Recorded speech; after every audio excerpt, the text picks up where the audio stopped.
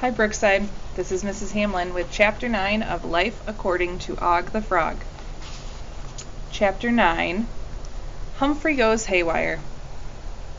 Ah, the peace and quiet of the swamp on a lazy afternoon. My belly is full, my skin is moist, and life is good. The bees are buzzing, the birds are singing, and a turtle floats by, saying, "Squeak, squeak, squeak." Wait a second. Hold everything. Turtles don't squeak, do they? I snap out of my daydream and realize that the squeaking is coming from a furry little creature.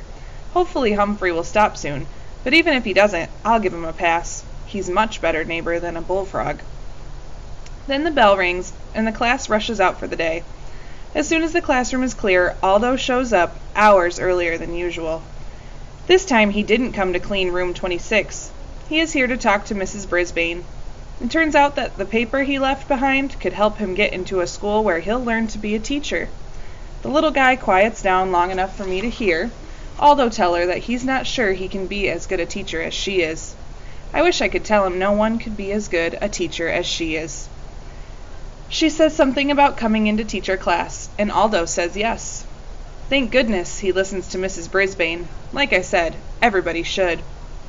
I can't hear the end of their conversation because Humphrey lets out a stream of enthusiastic squeaks. Luckily, he's quiet once the humans leave the room. That gives me time to think about how hamsters are so much more complicated than frogs. To a frog, life is simple. Try to find food, and try not to get eaten.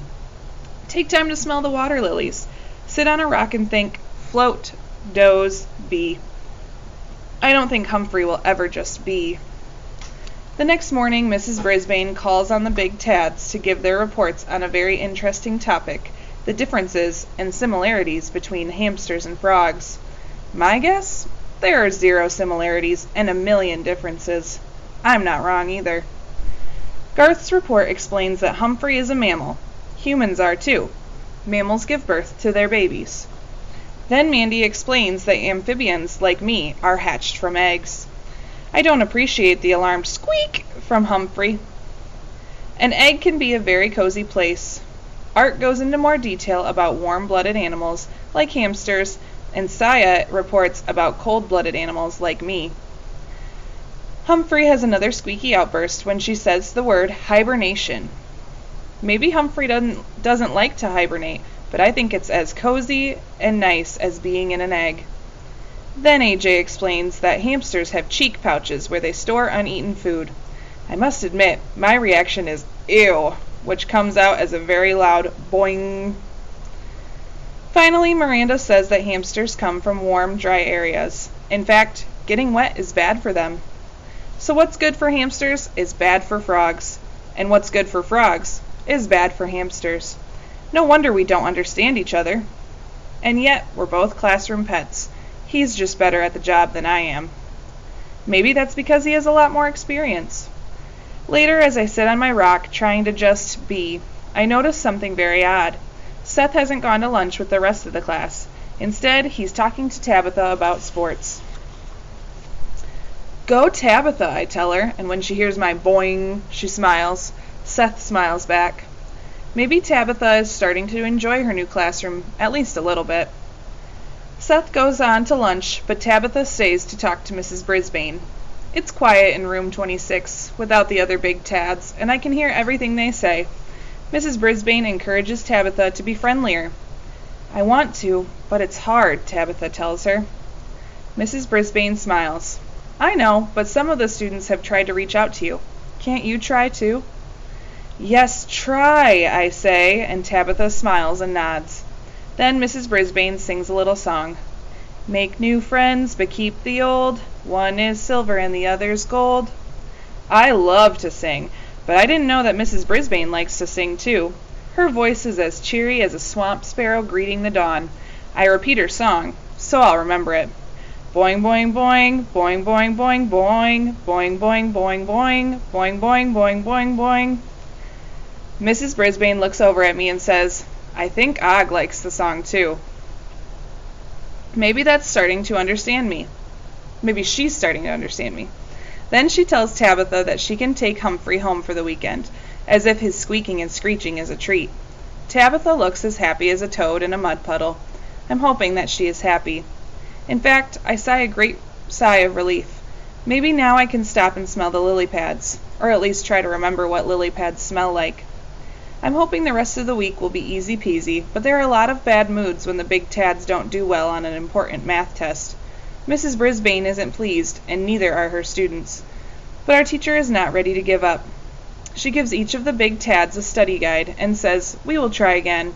We will be having a math test on Tuesday, so please spend some time reviewing what we've learned." Mandy's hand goes up. "Do we have to have another test?" she moans. "Because, Mandy," Mrs. Brisbane gives her a look. Even I know what that look means. Mandy quickly glances over at my tank. I grin at her until my mouth aches and hop up and down. She smiles. "Never mind," she says to Mrs. Brisbane. "I'm happy to be of service to our teacher." "Put the study guides in your backpacks so you won't forget them," she tells the big Tads as the bell rings. Recess is usually calm and quiet if my furry neighbor doesn't speak too much, but this day it's anything but calm. Just when I think nothing Humphrey can do will surprise me, I'm amazed. When the room is empty, Humphrey flings open his cage door, grabs hold of the table leg, and slides down to the floor. "Settle down, Humphrey," I try to tell him. "Be careful." But Humphrey has some kind of plan. I guess because he skitters across the floor as fast as a water strider bug being chased by a beaky bird. I can hardly believe my great big eyes as Humphrey races straight to Seth's backpack, which is on the floor next to his table. What in the swamp is he doing? I think his small brain must have gone haywire.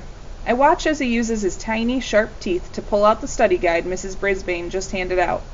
Why doesn't he want Seth to study? Next, he drags the study guide all the way over to Tabitha's chair. He stops to look up at her backpack. If he's thinking of climbing up there, he'll have to learn how to fly. "Be careful, little guy," I shout. The next thing I know, Humphrey takes his two front paws and grabs onto a cord hanging down from the zipper on Tabitha's backpack and tries to pull himself up. "Tabitha already has a study guide," I tell him. I glance at the clock and am shocked to see that minute arrow moving extremely fast. "Hurry back," I try to warn him, although I have no idea how he's going to slide up the table leg. It's a long way from the floor to the table, and I don't think I could do it even with my powerful leaps. But it's too late. The bell signaling the end of recess blares. Alarmed, Humphrey drops the study guide and races back to the table. "Hurry," I tell him. And then the most incredible thing happens. Humphrey jumps and grabs the long cord hanging from the blinds and swings back and forth, higher and higher each time. I hate to admit it, but Humphrey is one strong and fast hamster. But can he catch a fly with his tongue? I don't think so. My heart is pounding as the cord swings up to the top of the table. "Careful," I warn him, and even though I can't believe my own eyes, when the cord is as high as the table, Humphrey lets go, flies onto the tabletop, and slides past my tank and straight to his cage. He pulls the cage door closed just as Mrs. Brisbane enters the room. I see him panting as he crawls under his bedding. He looks so small and so tired. "Way to go," I tell him. I really hope he understands me. Mrs. Brisbane looks around the room. "Why is the cord swinging like that?" she asks aloud. "Squeak!" I don't understand exactly what Humphrey's saying, but he sounds worried. Of course he is. If Mrs. Brisbane finds out why the cord is swinging, they'll probably lock him up and throw away the key. I'm not sure what he was trying to do with the study guide, but I know he had a reason. Mrs. Brisbane heads toward the cord, and I decide to help the little fellow out. "Look at me, yoo-hoo, over here," I shout in my best boings. Then I hop into my water dish and splash as hard as I can. All that weekend exercise has paid off.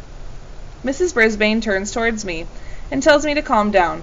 Luckily, right then the rest of the students stream into the classroom, making enough commotion to distract Mrs. Brisbane from our table, and, most important, from the cord, which has now stopped swinging. Once the big Tads are settled in their chairs, I hear a tiny squeak. It's Humphrey. Is he saying thank you? Or am I just imagining things?